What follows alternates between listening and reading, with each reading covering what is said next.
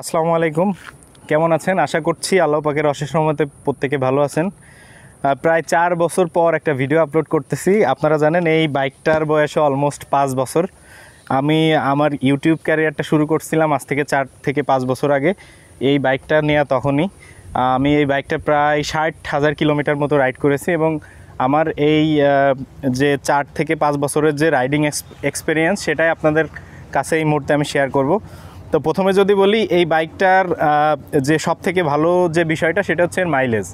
আমি কিন্তু সেই শুরু থেকে নিয়ে পর্যন্ত এখন পর্যন্ত 45 থেকে 50 কিলোমিটার মাইলেজ পেয়েছি এবং এর যে মেনটেনেন্স খরচ এটা খুবই কম।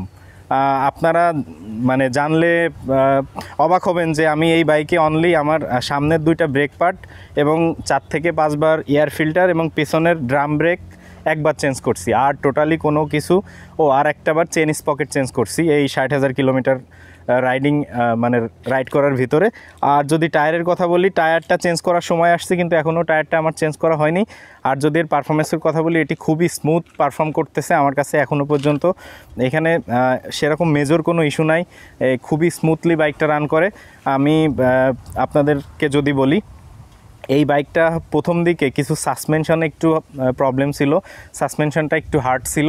ওই সময়টাতে হচ্ছে মনে হতো যে মানে পিলিয়ন নিয়ে রাইড করার সময় একটু অসুবিধা হতো, কিন্তু আস্তে আস্তে যখন হচ্ছে 10,000-15,000 কিলোমিটার চালানো হয়েছে এরপর থেকে এই প্রবলেমটা মোটামুটি সলভ হয়ে গেছে।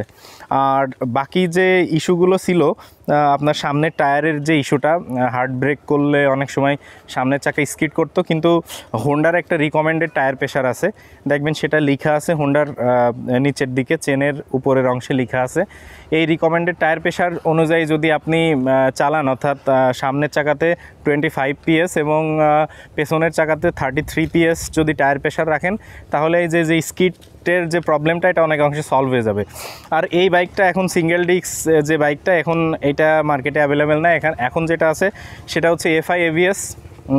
এর থেকে কিছু ফিচার আপগ্রেড হয়েছে। সামনের যে ব্রেকটা এটাতে ABS অ্যাড করা হয়েছে এবং ফুয়েল পাসিং সিস্টেম, এটাতে কার্বুরেটর ছিল, কিন্তু বর্তমান যে বাইকটা এটাতে হচ্ছে FI করা হয়েছে এবং এর পারফরমেন্স কিছুটা আপগ্রেড করা হয়েছে, স্টিকারে কিছু চেঞ্জ আনা হয়েছে। এই মোটামুটি এক্সব্লেড বাইক আপনারা যারা নিতে চাচ্ছেন, আমি বলবো যে নিঃসংকোচে নির্দ্বিধায় আপনি এই বাইকটা আপনার চয়েস লিস্টে রাখতে পারেন। তবে হ্যাঁ, আপনি স্পেশালি এই বাইকটা তাদের জন্য ভালো হবে যারা হচ্ছে ফ্যামিলি নিয়ে, অর্থাৎ টুকটাক অফিস গোয়িং পিউপিল এবং ফ্যামিলি নিয়ে বের হন, এই টাইপের মানুষ যারা, অর্থাৎ ফ্যামিলি প্লাস হচ্ছে ছোটোখাটো ট্যুর, বাজার করা, ফ্যামিলি নিয়ে বের হওয়া, দৈনন্দিন কাজ করা, এই ধরনের মানুষদের জন্য এই বাইকটা একদম একটা পারফেক্ট।